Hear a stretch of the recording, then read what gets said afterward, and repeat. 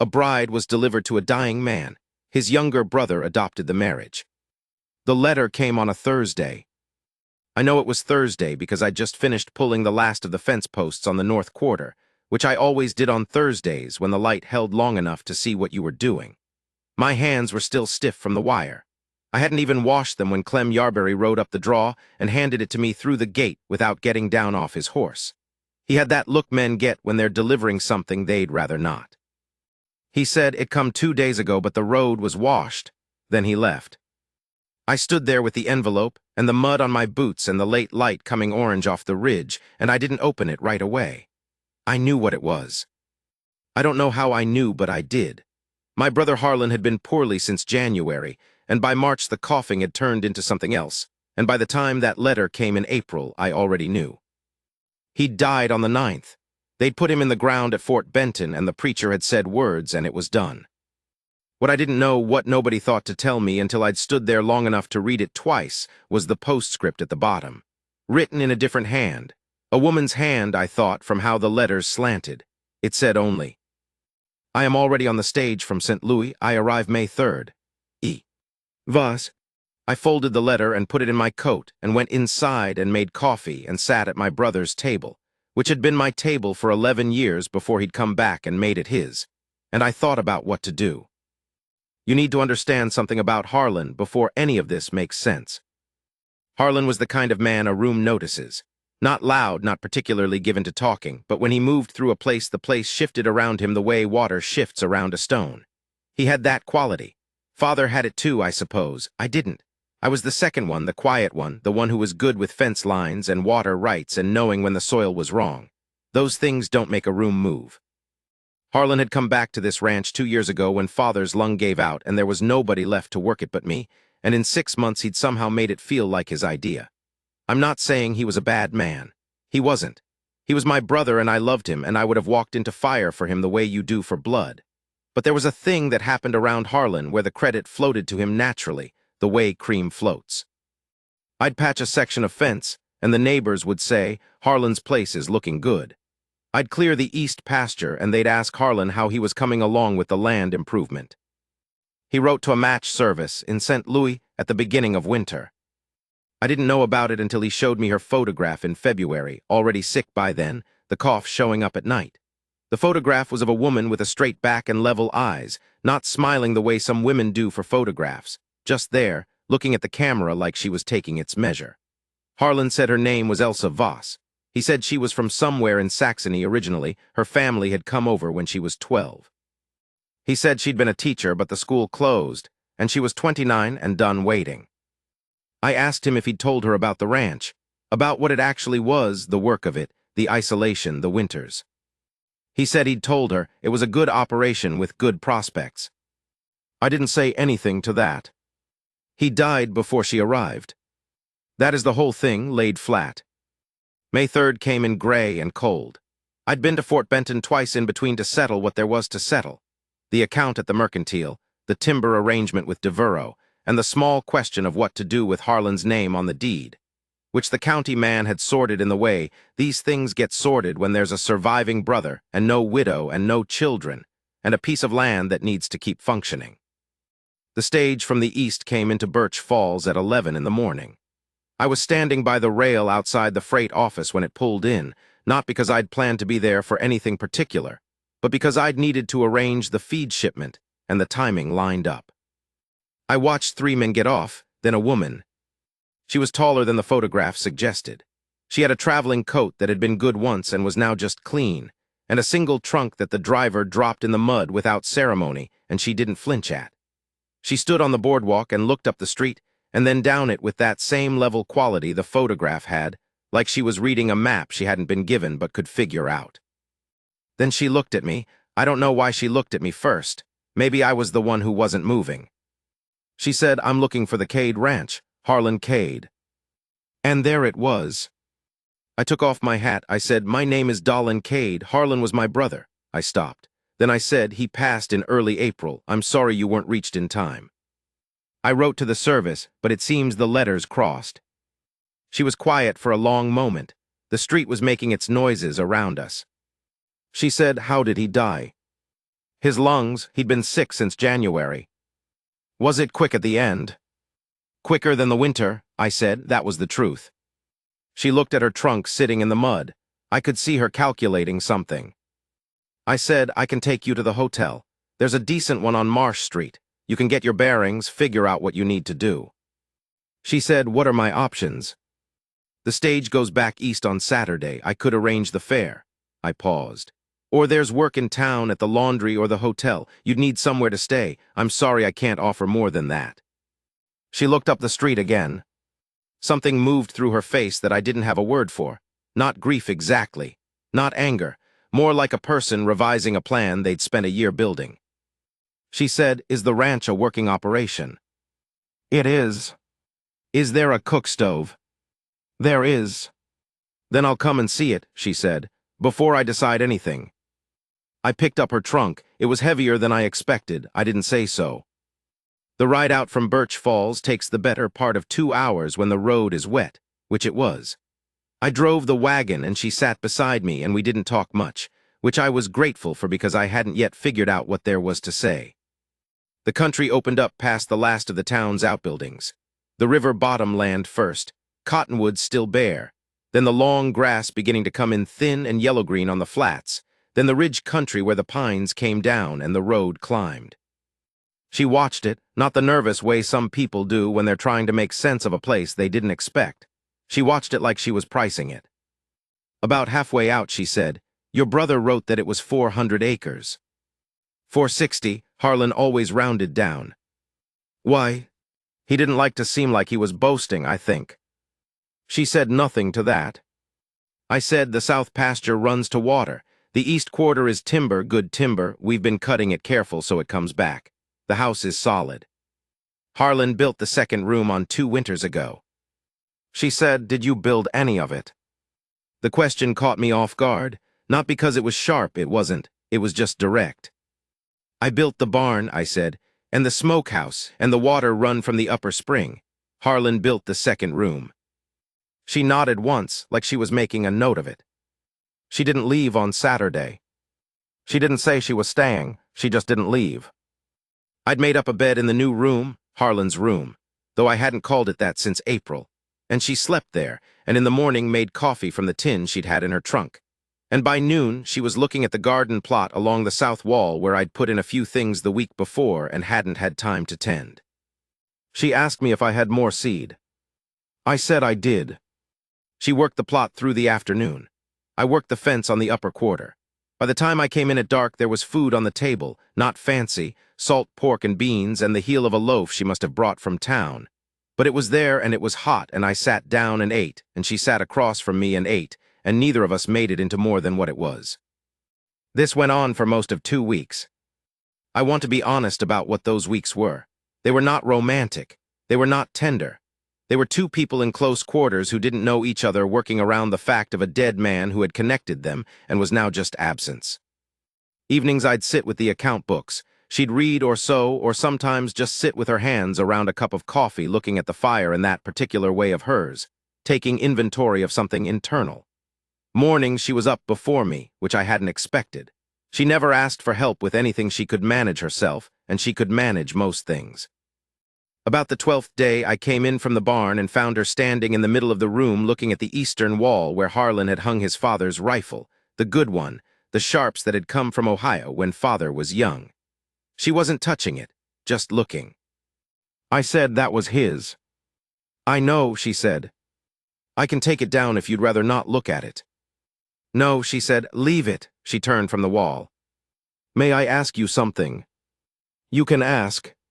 Was there something between you and your brother, some difficulty? I considered that for a while. I could hear the fire. Nothing that had a name, I said finally. He was just the kind of man who takes up a lot of room, and I'm the kind that doesn't. She looked at me with those level eyes. I've noticed you take up a fair amount of room, she said. I didn't know what to do with that. I probably nodded and went to wash my hands for supper.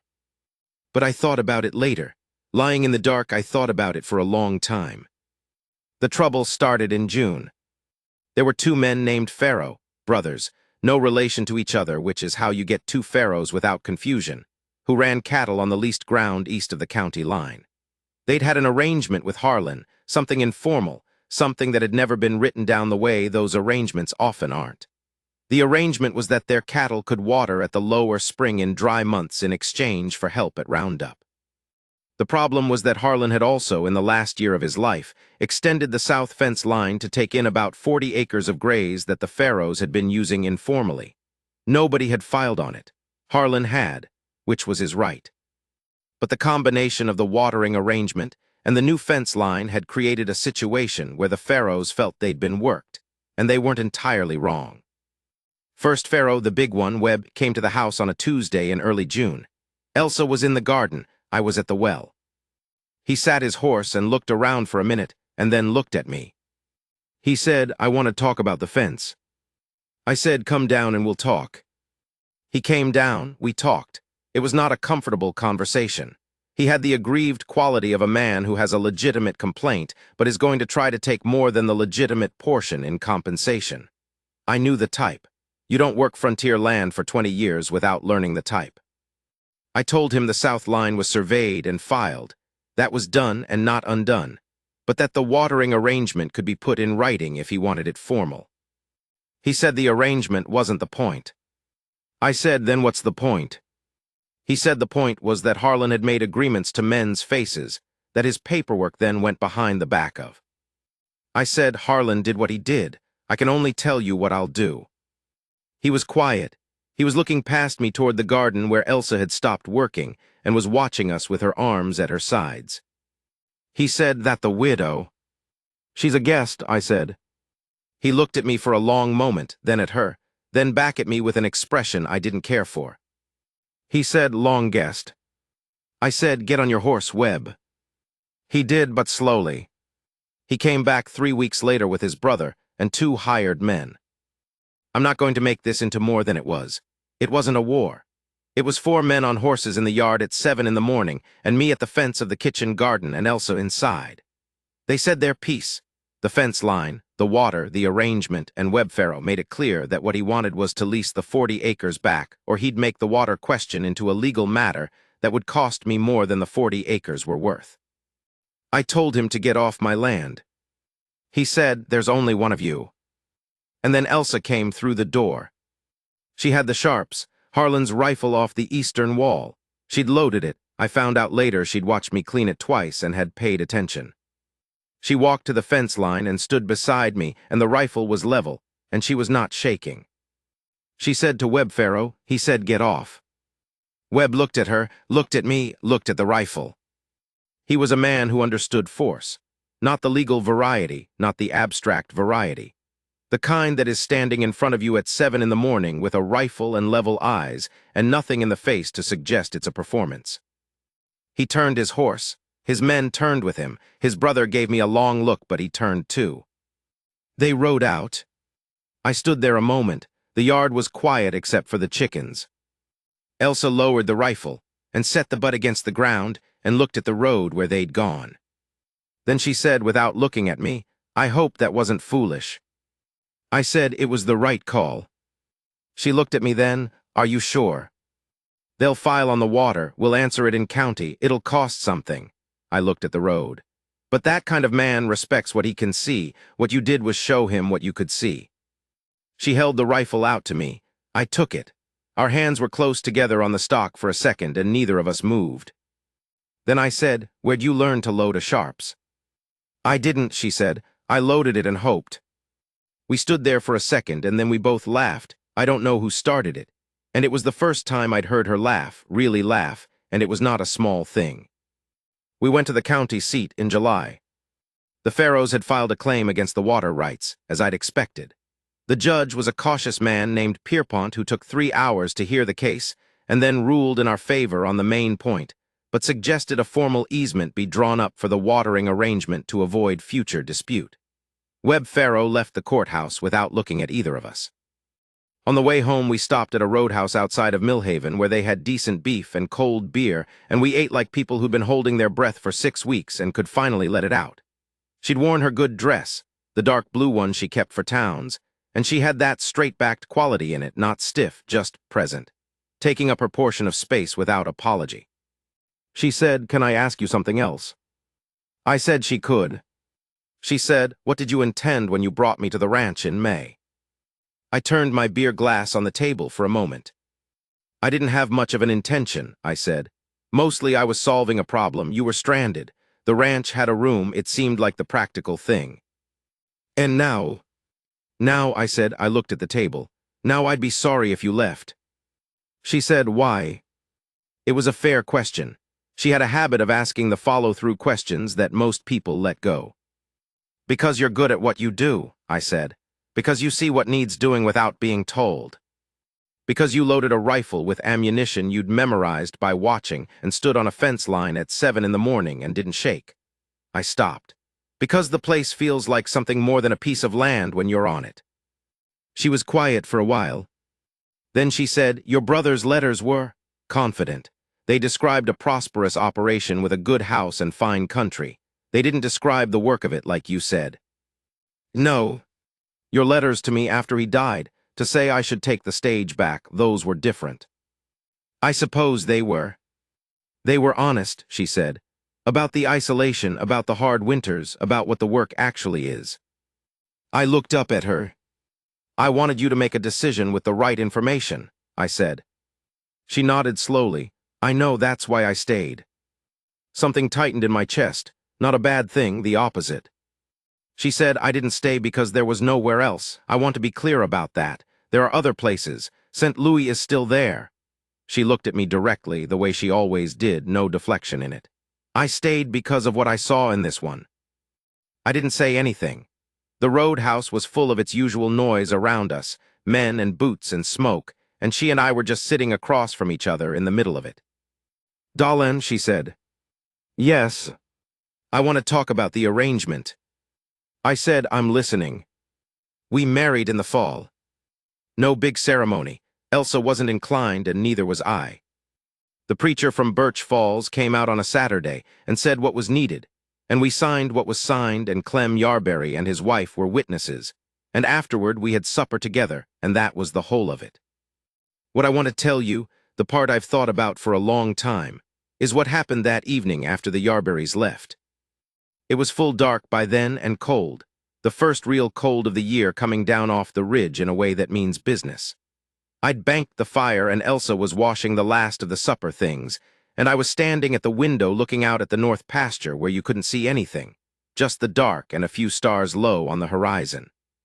She came and stood beside me, not doing anything, just standing there.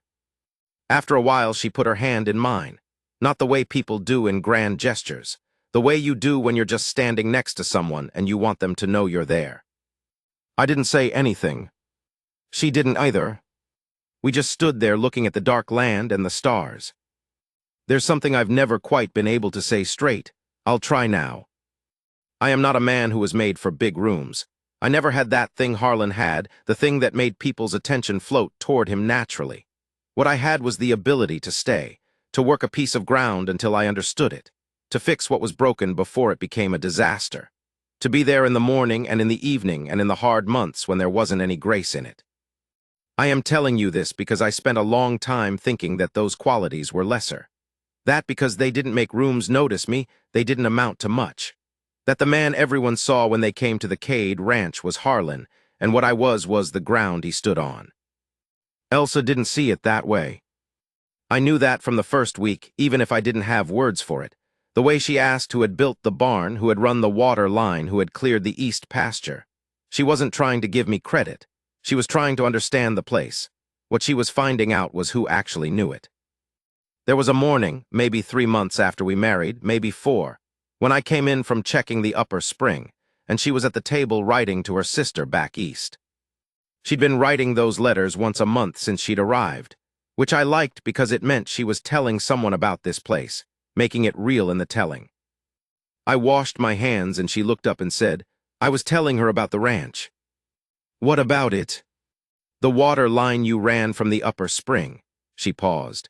"I didn't understand when I first came how clever that was, not just the digging, the angle of it, how you figured where the ground would hold." I poured coffee. It took me 2 tries. She said it sounded complicated. It's just reading the land, I said.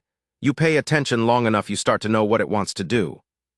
Elsa watched me for a moment. She said that's what you do with everything. She turned back to her letter. I told her she should find a man like that. I set my coffee cup down. I don't think she meant for it to land the way it did. She was already writing again, bent over the page. But it did land. It went down into the place in me where I'd been keeping all those years of being the ground rather than the stone, and it changed the temperature of that place, the way a single coal can change the temperature of a cold room. I sat down across from her and drank my coffee and watched her write and felt the weight of the morning and the sound of the fire and the particular smell of that house in winter. Wood smoke and the dried herbs she'd hung from the rafters and the leather of my coat by the door, and I thought, this is mine. I built this. Not the way Harlan built things, not the way that got noticed, but the way that lasts. The Pharaohs never came back to the yard again. Webb filed 2 more legal complaints over the next few years, minor ones, and we answered them in county and won both times. Eventually, he sold out to a cattle company from Colorado and moved on, and that was the end of it. The ranch grew, not fast, not the way men talk about in saloons when they're imagining their futures. Slow and solid, the way things grow when the work is honest. We added 60 acres on the northwest side when old Dempsey got too sick to work it. Elsa started a kitchen garden serious enough to sell surplus to the Birch Falls Mercantile in season, which she managed and kept her own ledger on and did not need my help with.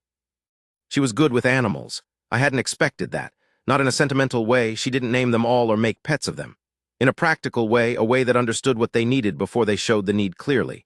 She'd go into the barn at odd hours sometimes, not because anything was wrong, just to check. I'd find her sitting in the hay next to a sick calf at 2 in the morning, not doing anything dramatic, just present, keeping watch.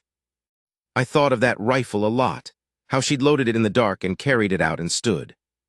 That's who she was, you understand. She didn't do it because she was frightened and was defending herself. She did it because I was there and the land was there, and she decided those were hers to stand for. I did not take that lightly. I have never taken it lightly.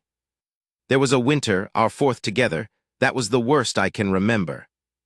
It started in November and didn't let up until March, and by February we were burning furniture. I'm not exaggerating that. The timber on the east quarter was inaccessible, too deep under snow to cut and haul, and the wood we'd put up wasn't enough, and we burned a chair, then a bench I'd built 10 years before, then eventually the wardrobe that had been in the house when I came to it as a young man. We ate what we had, which was enough but not comfortable. The cattle made it through, most of them, though we lost 4 in the worst week to cold and 2 more to something in the upper pasture we couldn't reach until the thaw. In February, Elsa got sick. Not badly, she said it was nothing, which was probably half true, but she had a chest cough for about 3 weeks that kept her close to the fire, and I sat with her in the evenings, and sometimes in the night when it was bad, and I read to her from the 2 books we had which I'd read before but she hadn't, and she slept on the settee wrapped in the blanket from Harlan's room, and I stoked the fire with the pieces of the wardrobe and did not think about what any of it cost. One night she was awake when I thought she was asleep. She said in a rough voice from the cough, "Dahlan, I'm here. Don't let me die in this house." "You're not dying," I said. "You have a cough." "I know, I mean later if it ever comes to that." She coughed and settled. "I want to die outside when it's warm. I want to see the north pasture." I didn't say anything for a moment. "All right," I said. "Promise me." "I promise." She was quiet, then she said, "You keep your promises." "I try." "You do," she said. "That's not common." She went back to sleep. I sat with the fire and the particular silence of a house in deep winter, when the cold is so complete that the wood contracts and the walls make sounds like the house is breathing.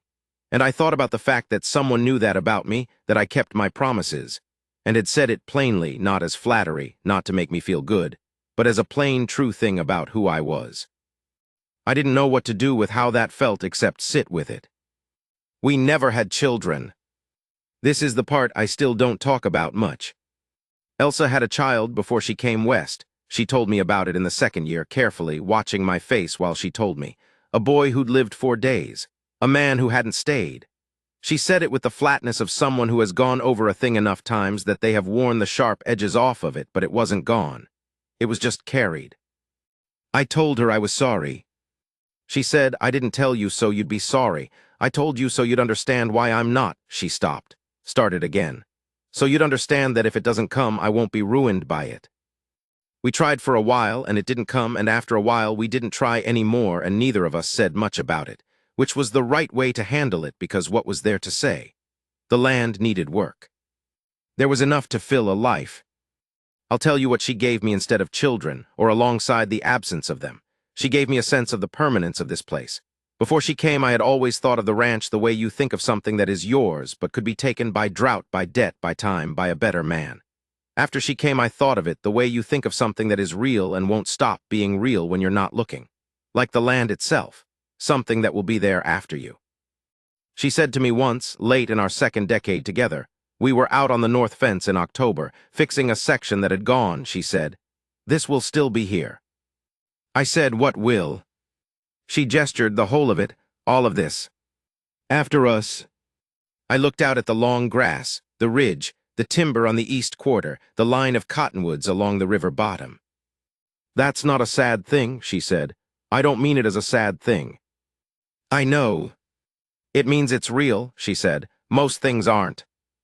We stood there in the October wind, and I thought that I had in my entire life wanted very few things. Not fame, not a room that moved when I walked into it, not the kind of attention that floated to men like Harlan like cream. What I had wanted, without ever having a name for it, was this. A piece of ground that knew my weight, and a woman beside me on it who had chosen to be there. I had that. I had exactly that. There's a photograph on the mantelpiece now. It's the photograph from the match service. Elsa, 29 years old, straight-backed, level-eyed, not smiling for the camera. She's looking at whoever is behind the lens the way she looked at everything, taking its measure. Harlan kept it when he had it. I've kept it since. I think sometimes about what she was seeing when they took that photograph, what she was ready for. Whatever it wasn't what she got, a dead man's brother and a hard ranch and 460 acres and 20 years of winters. But she stayed for all of it. She chose it. She came out through the door with a loaded rifle and stood on the fence line in the cold morning air and chose it. I'm an old man now. My hands are stiff in a way that doesn't go away with warmth anymore, and the upper spring has silted up twice and needs clearing again, and the Pharaoh's land has been sold twice since Webb left, and is now something I barely recognize. The town of Birch Falls has a railroad, and the railroad has changed the town in the way railroads change towns, which is that it makes them bigger and faster, and something is lost in that even when things are gained. But the north pasture is still there. The ridge, the line of cottonwoods, the barn I built with my own hands the winter I was 26. On mornings when it's not too cold, Elsa and I sit out on the east side of the house where the light comes first. She has her coffee. I have mine. The land does its thing, the birds coming alive in the cottonwoods, the cattle beginning to move on the flat, the way the light gets solid as it clears the ridge. We don't say much, we don't need to. What I know is that this woman came here for one man and chose another, and the one she chose was me. Not because I was the most obvious choice. Not because I filled a room or made things easy or had the quality that makes people's attention float.